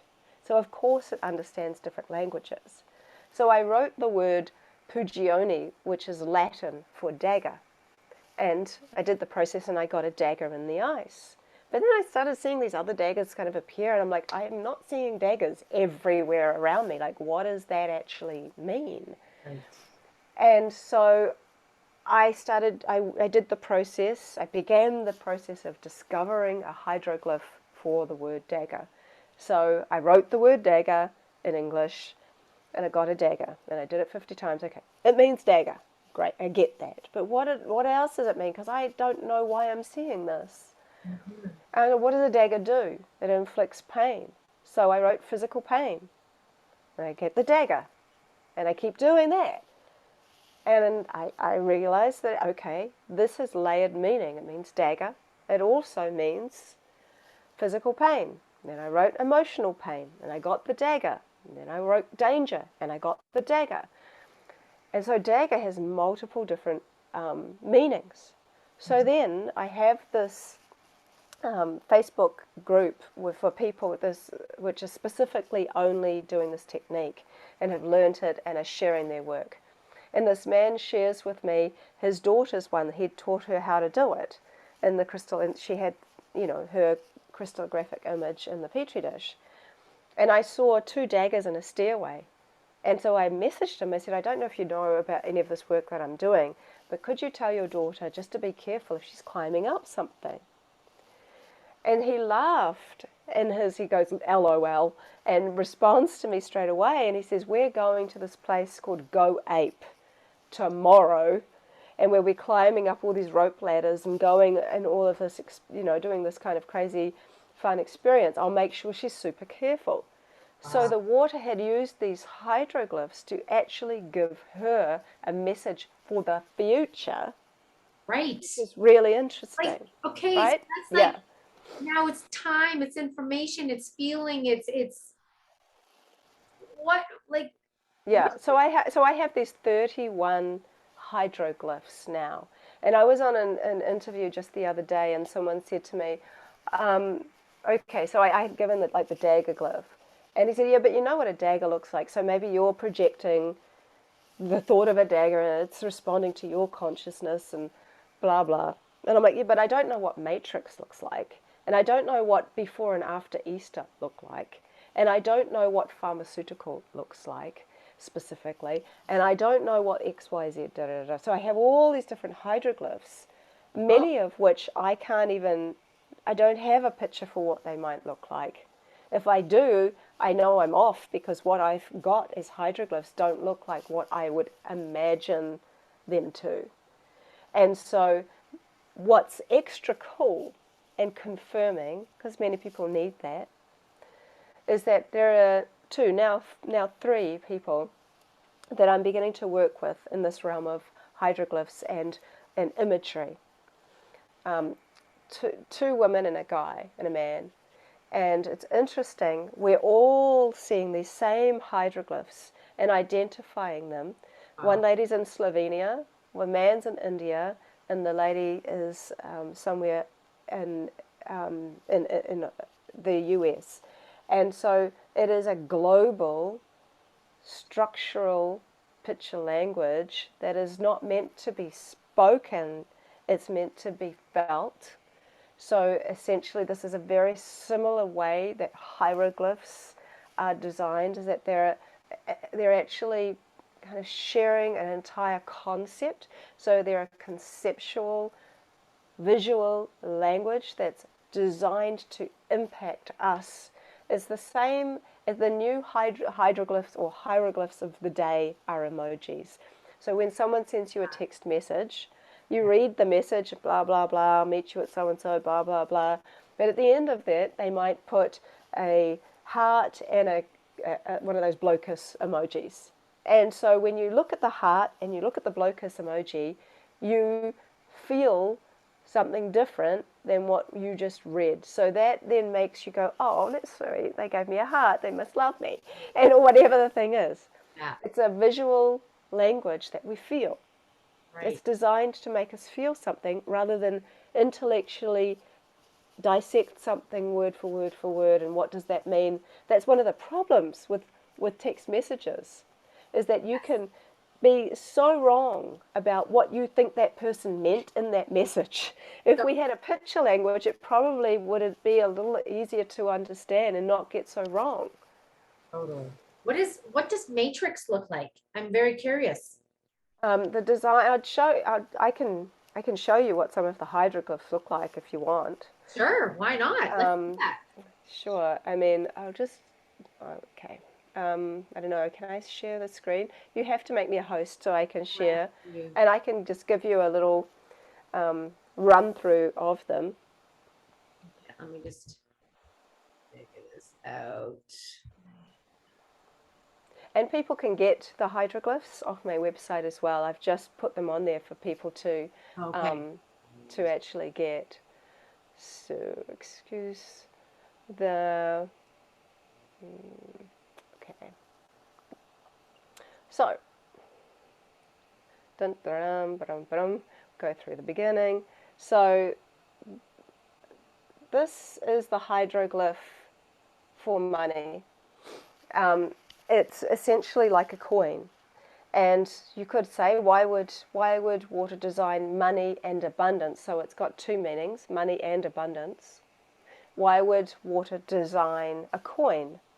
Well, if you go back into history, there has been so long in history that people have been throwing a coin into water and making a wish, where people have placed coins on people's eyes to pay the ferryman to get across the river to get to the river Hades. For so many years, coins, or the symbol of the circle, have been used with water and people. So it's not surprising that the imagery that money or abundance might look like a coin. So as we go through... For the people that are listening to this, if you want to actually see these pictures, go to VedaAustin.com on her website, or you can also watch this interview on my YouTube channel. Yeah. And the link is at sovereigncollective.org, and look at the YouTube video, and you'll see the pictures. So these are more examples of the coin. So you can see, I give more examples so people can see that they can look slightly different, but they all look similar. Right. Completion are these circles. I call them the empty circle. And you can see them here. This conjoined circle means conception, which is very much like what you might imagine. Yes. I'm going to skip through some of the examples because people can always go on my website and look at them. I mean, imagination is like a empty star, which is really beautiful. So I'll go, this is an interesting one. So living, alive, death, gratitude, and healthy, this hexagonal shape. Wow. I write here, death is not mistakenly written here. Water simply does not recognize death as we do and suggests that life simply transitions like a liquid to a gas. But I'll show you matrix because you asked. I like this one though, free energy. Oh, yeah. And I love this one, which is this is the hydroglyph for creation. It's incredibly beautiful. Wow, isn't it? It is, and this is the hydroglyph for message. Hmm. And so, as we go through, this is matrix. Matrix is lots and lots of lines, kind of overlines. So when I thought of that, I'm like, oh, I wouldn't have thought of that, because often we're conditioned to the Matrix movie and we're like all these Totally. little lines and numbers and stuff like that. Whereas water's created a kind of grid, which I Right. suppose is still relevant. Right. Yeah. And there's different examples here.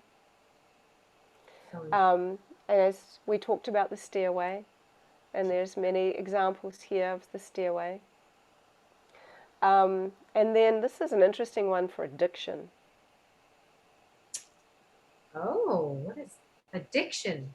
Addiction, yeah, Oh, interesting. yeah. Anyway, there's plenty there, but I will give you I'll just show you the one I mentioned. I talked about.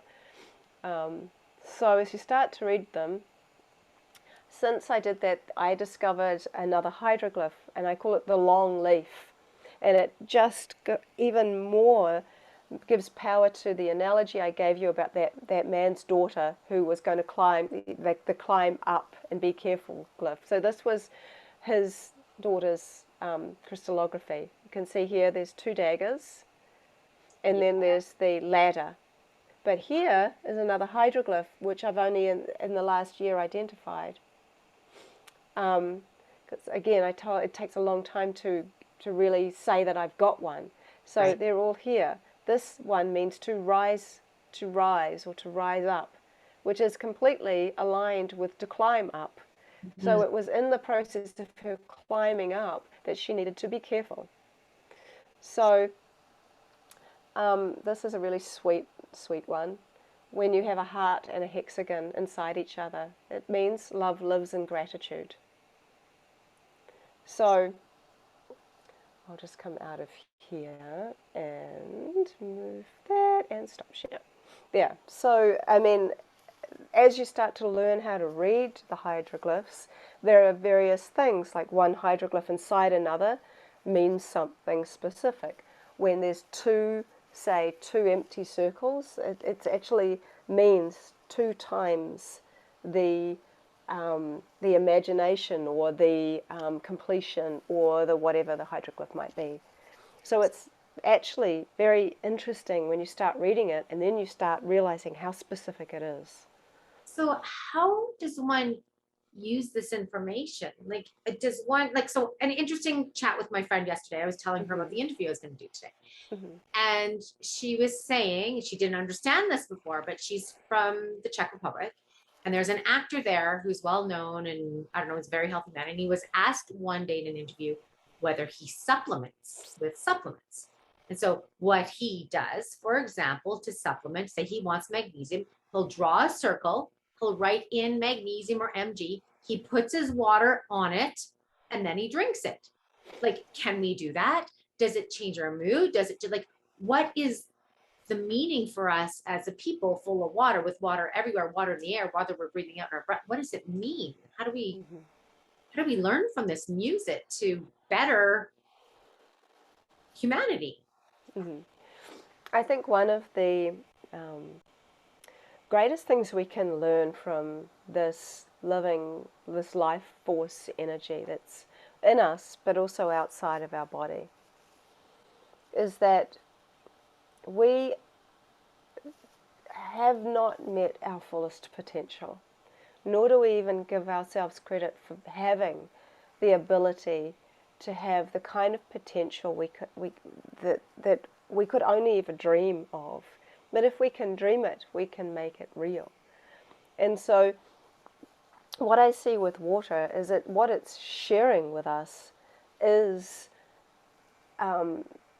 this energetic, that it is so much more than we realize. So therefore we have underestimated ourselves as bodies of water. If water is so much more than we realize, then we are so much more than we realize. And then what are we? And so what you can do practically with this is, I always suggest, start recognizing who you are. When you look in the mirror with these liquid eyes and really look at yourself and imagine that your skin is invisible. Imagine that the leaf that you look at all the moving water systems inside of that leaf. When you look at a tree, imagine the tree with all the fluid systems around it.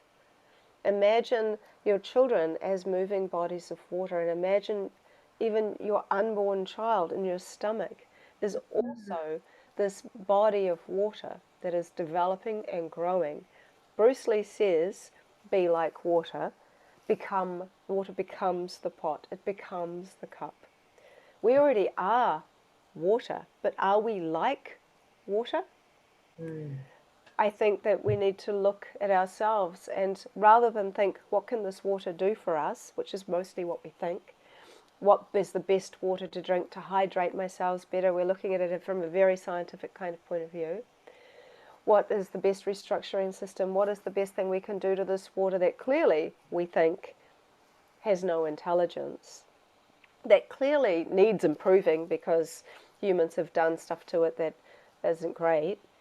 Or even in the best of water, we still try to do something extra to it to make it extra special, to give us a benefit. Right. So much of what we do is around what can this do for me? Right. So often, even in our thinking, subconsciously, we're wondering, well, that's all very interesting, but how does this relate to me? Right. What does this mean to me? And so if we actually could see, and even if we can just kind of play with the idea that water could be its own, in all its phases, and its different phases, particularly gas and liquid, and liquid crystal, in all these phases, like, what is this water? Why is it there? What is water? Someone once said to me, what if water is expressing its consciousness? Because what if is the glove on the hand of consciousness? Or what if it is a form of consciousness itself? What if water is expressing its consciousness through every living thing on the planet to observe itself from every different perspective? Which is a very interesting idea. Because if we are these two immortals, and everybody seems so much fear around death and fear around all kinds of different things, but often the fear of being great, fear of shining too bright, fear of standing too tall, which is an interesting thing to be afraid of, but most of us are very comfortable where we are. Water shows us that even from the smallest little drop is the information of all the rivers in the ocean. When water, the drop, or potentially the person, if you want to look at it in this analogy, if water, the drop, is falling from the sky, looking and identifying itself as the drop, and looking that it's heading towards this giant ocean, going, oh, no, no, no, no, no, no, no, no, no, this is so scary, like, what's going to happen now? Which is often how we are as people at the idea of death. Yeah. As we're falling, sooner or later, it's going to happen. Just like sooner or later, this physical body will die. Mm-hmm. But what happens is that the water becomes the ocean. And then it's not that it completely lost itself, but it completely saw how incredibly huge and powerful and special and amazing it is. It's not that it lost itself, it became itself.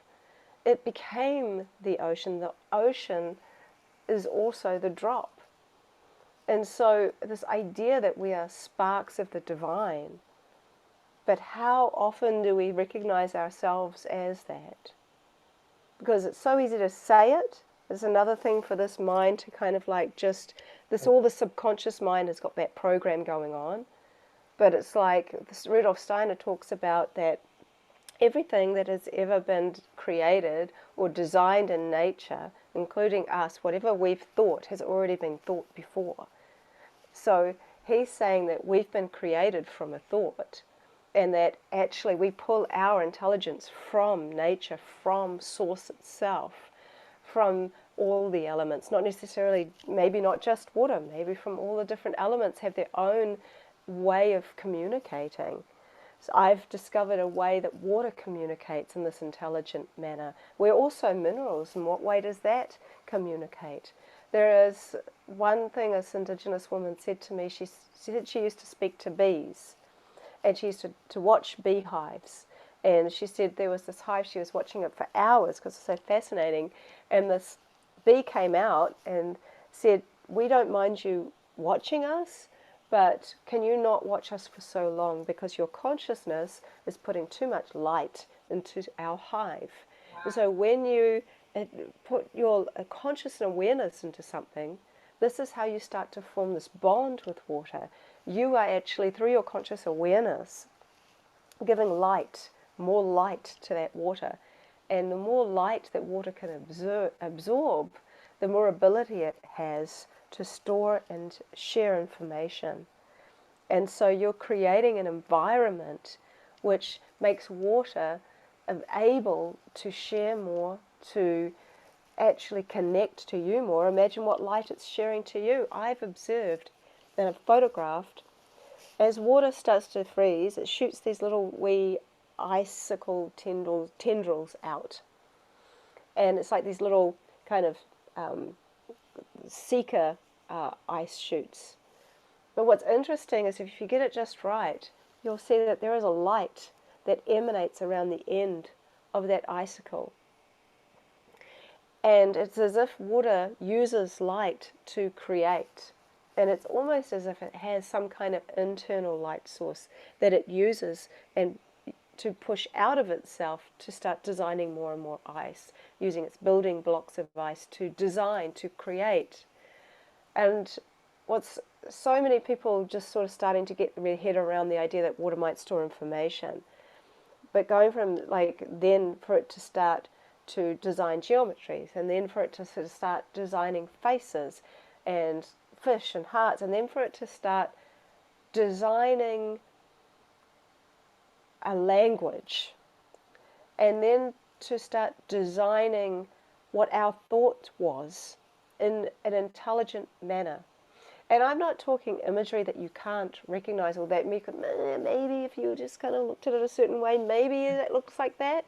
Right. Jerry Pollock asked me to do a survey, and in the survey I put it together, and basically it just says, what does this image look like to you? And there were 25 images, and I asked my friend to get it out through social media, so no one knew it came from me, no one actually knew they were looking at ice, no one knew what they were looking at.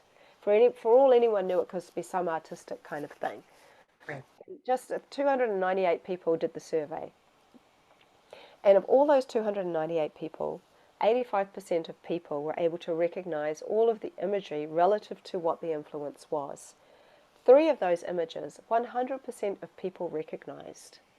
So that ratio is a huge deal, that people are just simply doing image recognition with liquid water going in and ice coming out in certain shapes and forms. Okay, so the last area that I really want to get into quickly before we go, it's already been quite long, but about pregnancy. Like, I've always talked like I created a program when I had my son, because it's like, this is insane. People, there's so much more to pregnancy and development in the womb and the quality of the birth and the quality of conception, everything. But there's a new water body of water gestating in water, and there's all this information coming at it all the time. Like, and you do work on fertility too. So I just, around that, how big of an impact? Have you done studies into that? What do you know about the impact of water on pregnancy, fertility, gestation, forming consciousness, a new person? Well, there's lots to talk about, and I'll try to keep it shorter because I know we've got less time.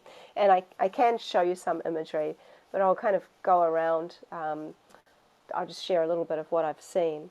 In the I because I have had a pregnancy journey myself. Obviously, you know, I was told I couldn't have children. Then I had my first son, but it took 2 years to get pregnant with my second son.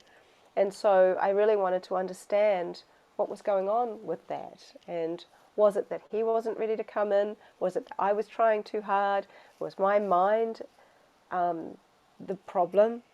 Is that constant, like, is it now? Is it this month? And then you get your period and you're like, oh, no. And then you feel like there's something wrong with you. And then you get into a spiraled pattern, and that just makes it even more difficult to have that resonance of fertility and just even being happy, because you've defined your happiness as being able to get pregnant, and your ability to be like a woman sometimes of your ability to get pregnant. Even to that degree, I've had some people be so extreme and feeling that if they can't get pregnant, then what use are they as a woman? Which is they've said that to me, and obviously that is a really dramatic thing to say, but sometimes some people get so caught up in this one single-minded thought that their thoughts are what actually become the biggest problem. Right. And that kind of thinking is a big problem. But it's real for some people. And so what I have observed is often when you stop trying to get pregnant is when you get pregnant. When you go, okay, I'm just going to be unattached to the outcome of this. I'm just going to enjoy being with my partner. I'm just going to change my environment in some way. I'm going to just do something for me. I'm going to be focused on who I am and all this stuff. And bang, all of a sudden you get pregnant. Because your mind has impacted, your environment has changed, your internal environment has changed based on what your thoughts about yourself are and where your focus has gone. And this is very important because water is sensitive to thought. And so if it's sensitive to thought, how does that impact the baby? And so certainly a woman is, I'll share it with you really quickly. It's probably just easier for me. Where did I put it? Actually, I don't know where I put it. It was somewhere obvious, but I must have put it into one of my millions of folders. But essentially, I had asked a pregnant woman, she was 8 weeks pregnant, I believe, to drink some water, leave me some, and then I froze it. And what I saw in the ice was the baby at the exact stage of pregnancy that she was at. And so it was so interesting because the information was already there from just what it was passed down to from her drinking the water. The information was already throughout her entire being and passed on to the water in the cup. So I've done that several times and I've seen the same results. Also, I had a miscarriage a while ago now, and I used a little bit of the blood and added it to water. And what I saw was this beautiful little baby that appeared in the crystallography, and you can see where it had been attached to the uterus. It was so clear, and you could see its little face already and body. And so it was so clear to me that we are bodies of memory. We are generating memory bodies. So when we began, this is now a memory. When I had a coffee this morning, it's now a memory. When I think back all about my life, it's all these memories that we pull up.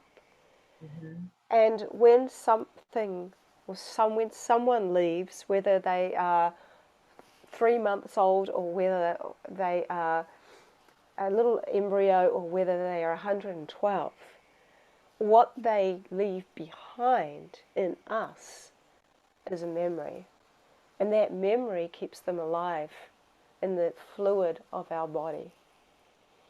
And I believe that passes on when the fluid becomes a gas or transforms. And so there was something very special within that sad time where I was able to see, even in the blood, their memory is there.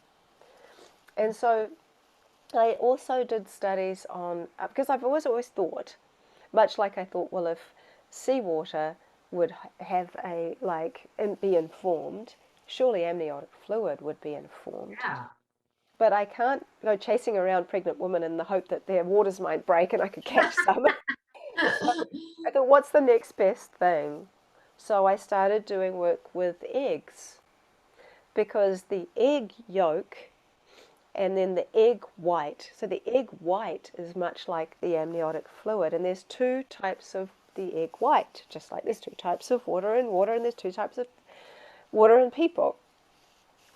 What I observed is that there is this gloopy, gelatinous part of the egg white that most people that have done baking or cooking would have observed. But there is a thinner layer, which is more like saliva. And when you freeze that, something amazing happens. That as far as I know, I'm the first person in the world to have ever identified that, and I taught some of the team at the Pollock lab how to do this. And I observed that from free-range, healthy, happy chickens, the eggs that they lay, the crystallography of the albumin of the egg white forms 6 patterns. And often you'll see them all together in the petri dish. Now, I may well actually have some imagery of this, which I think I will share, because I don't normally share it, but I know where it is on this here, and I'll share it. It's an interesting test to see if the farmer or the source of the egg is actually what they say it is. If you go and freeze it and you don't find what you get. Absolutely. So this is the first image. So this is the first pattern that I see. It's called the volcano. I called it the volcano because it kind of looks like a volcano. Right. And you can see how beautiful it is. Yeah. The next one is the feathering formation. So obviously this is very relative to birds. And within these images, what you'll see is that they are egg, quail, duck, and goose eggs. And they all produce the same type of patterns. This is the weave pattern. You can see that it has these incredible woven patterns. Mm-hmm. And the flower formation. And then the pollen, which I just call pollen, which is always found around one of these volcanoes. The star hexagons, you see these. And then, so this is what the free range chicken eggs look like. These are the kind of patterns that you would see in a happy free range chicken egg. Right. These are from caged hens. Aha. And all you see is this kind of gelatinous gloop compared to this complexity. Right. And so within that space, I keep having to move myself and stop the share. What we find is that it suggests that trauma impacts the amniotic fluid, and the amniotic fluid shares information to the bird. It could be a way that it also potentially shares ancestral information, and that could then lead into some of Rupert Sheldrake's work around morphic fields. But I mean it seems quite clear that water within water, and within water, because if it's a girl, then there is the potential of life held within the eggs within the baby, the fetus even. Right. And it keeps going and keeps going like that. There's potential for life in everywhere you look, but there's the potential to absorb information. However, I think, and this may help, but I do think that severe trauma can impact the child and certainly the child's observation whilst it's in that protected space. The child feels what the mother is feeling to a degree, because just like water doesn't read the word, it reads the energy.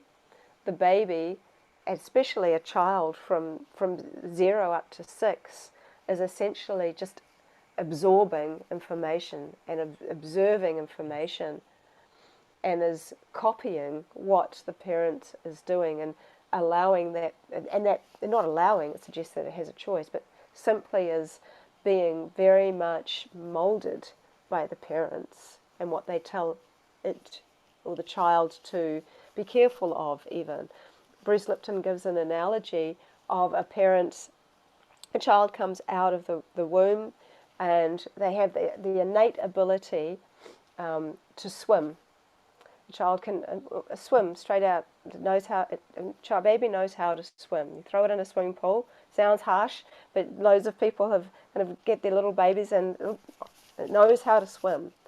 But if a child is brought up till like 5 or 6 or something, and the parents are like, "Oh no, she's near the pool. Oh God, let's be careful. Oh no, no, no, no," and she's like being told and programmed that the water is dangerous. And then at 5 or 6, right, it's time for her to learn how to swim. It's she's got to overcome this innate program of water is scary. And so we have this programming that happens. But also babies, I think, are very much in touch with the divine. They are encased in water. They're not breathing like we are. They're not observing the world in the same way that we are. So there is a protectiveness around them, and their fontanelles are open, and so you can see that when a new baby comes out, there's this kind of this fontanelle is open, and you can see it sort of moving. And I always feel like that was the part that is they're still connected to source, and so in that respect, they really are very, very aware of a spiritual realm at that time. And because I've seen that water doesn't just stick in this realm, I've asked water if it can connect to my mum before, and she passed in 1999, most amazing angel that ever walked the planet for me and was my best friend. And when I lived in Japan, we used to write letters to each other before the days of cell phones and emails, and at the end of every letter she would attempt to draw a circle. My circles were always terrible, and she'd do a heart in the middle of the circle. And when I froze the water and pulled it out, there was a misshapen circle with a heart in the middle. And I knew in that moment that water is not confined to the past, the present, or the future. It is not confined to this realm. It is past the veil. It can probably even be the veil. And in fact, I think then that there is a conscious connection to all things that have ever lived and are living and will live.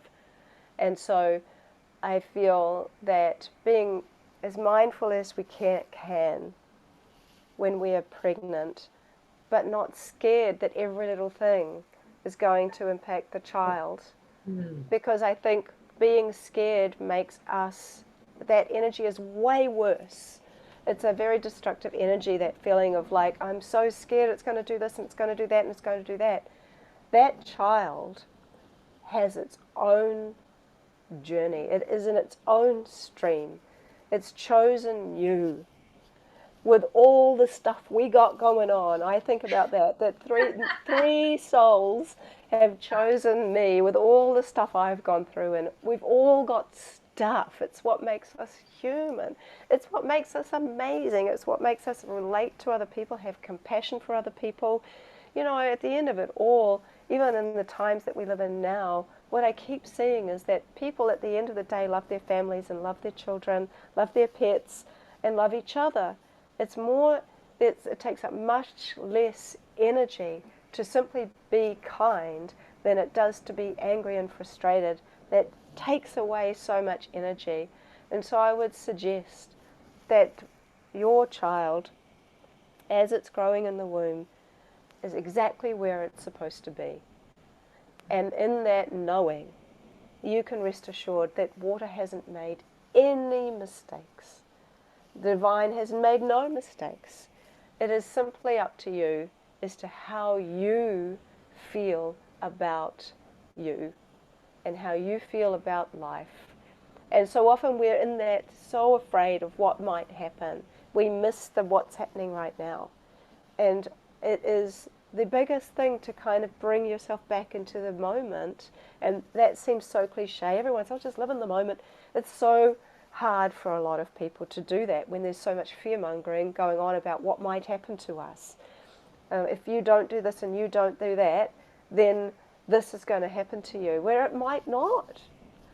Right. And the thing is, we don't know until we know. So until we know, there is this inner engineering that we have the ability of actually controlling, or at least being aware of our thoughts. I always say thoughts are like clouds. Sometimes they move along quickly, sometimes they get stuck and they fill up and they get dark and it has to rain. Ultimately they're moving on, they're always moving on. They're our thoughts, but we're really the sky. And so allow the thoughts to go by. Remember that you are the sky in that analogy, and that in fact I think that these children coming through now, they really have come with so much wisdom. And what I'm hoping I can do through the work that I'm doing and working in schools is giving them an environment where they can remember what they already know to be true inside of themselves. For them to know, if we build a new generation of children who recognize the power we're filled with, that they're filled with, not the kind of power that overpowers people, but the kind of power that turns on lights, that is illuminating, then I think we're looking at a different world. If you see yourselves as these two immortal things, salt and water, you won't be so afraid of what death might happen. I'd be more afraid of not truly living. Oh, and that's such an important, everything that you're saying right now is so relevant to right now, right? Yeah. People are not living right now because they're so afraid of dying, or the imagery that children are seeing right now, like the ones that were born 2 years ago. Oh, yeah. The imagery that they've seen their entire lives so far is so dysfunctional. It's so crazy and it's so disempowering. Yeah. And it's so not of what they are. So yeah. That work right now is so important to heal the planet and humanity, like, and to change the course of where I can only see it going if we weren't putting our energy into that new generation as well. Yeah. Right? Well, little babies seeing their parents with a mask on is not seeing all the expressions of the face. Yeah. It is very difficult for them going forward to be able to, like, there's so many kind of things we could get into, and I realize our time is shorter, but I think it's then it's up to the parents to start really questioning, who am I? Am I thinking this thing because I've generated the thought myself? Is this an original thought, or am I simply actually programmed based on everything I've been taught, and everything I'm reading, and all of this research? Because for all the research in one direction, there's the same amount, if not more, research on the other direction. Have I looked at everything? And actually, what do I really think? If you took all of everybody's opinions out of the equation, what do you think? People often are not given the opportunity or the environment to know how to think for themselves or investigate for themselves without all of the other information. And that these little children, to be able to give them the ability to think for themselves and grow for themselves and learn for themselves and be there as the supporting environment for that, is, I think, a wonderful way for children to be self-inquiring, for children to be able to be empowered, because you don't want them to feel disempowered from the moment that they're born, because in the moment of birth they're the most empowered, Yes. beautiful beings of light, and Yes. that we're so graced with. 100%. Yes. Oh, well, that's a beautiful place, I think, to finish up. There's so much. Like there's like I think we covered a lot of the questions that I had in there just in what you were saying, but it's just it doesn't end where this topic goes. Yeah. It just goes everywhere. So if people want to learn more about you and connect about you, I know I've said your website, VEDA, VedaAustin.com. And so there they can find what, and where can they find your book? Yeah. My book, if you just, that's just, it's on Amazon, it's on, or you just Google The Secret Intelligence of Water and you'll find it.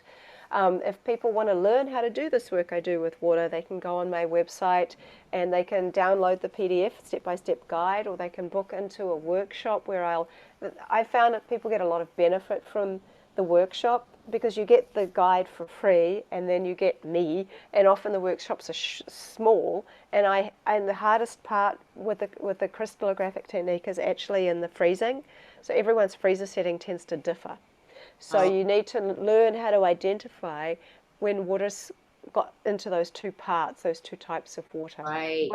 I kind of go through it with you so that everybody gets it right. And then I've recently, and just in the last week, put up my lists of hydroglyphs. So if you know how to do the work, then you'll be able to start identifying hydroglyphs and reading the messages that water has for you. Oh, amazing. I have to admit, I did try, but I don't have proper petri dishes. I was looking online today about petri dishes. That's why I want to know about the materials. Right. I want to start doing that. I tried doing it like in a jar. See, a lot of the lady that's doing the work with me in Slovenia, for 6 months she was like, water just isn't doing anything. Like, why doesn't it like me, and stuff like that. Right. And then now she realizes, and she started to see hydroglyphs, and she looks back at the 6 months of work she did where she thought water wasn't doing anything, and she realizes it's been talking the whole time. Oh, wow. Because people are so interested in just seeing the imagery. But when you go back and you see that there's actual glyphs, it's like, oh, right, I missed all that. Wow. That is so powerful. That is so amazing. Water is such an amazing substance, and we just mistreat it, I think. So thank you for enlightening us on the power and the intelligence and the beauty of water. That's such an important information. I mean, we're so a part, it's a part of who we are. It's what we like. So thank you. I really appreciate all this time you spent with me today. I am very excited to share this with everyone, and everyone go check out her site, go get books for Christmas presents. I'm going to get this interview out soon, so it's ready for before Christmas. If you haven't got those last minute gifts yet, and try it for yourself. Who knows? And just pay attention. Pay attention the next time you're drinking that water and in a really bad mood, or if there's been some bad energy in that room, and maybe just give it some love or something. Yeah, I always say, what was the last word you spoke before you drink water? Right. Right. Exactly. Exactly. Yeah. Okay. So thank you, Veda, very much. I really appreciate your time today. It's my pleasure. Thank you.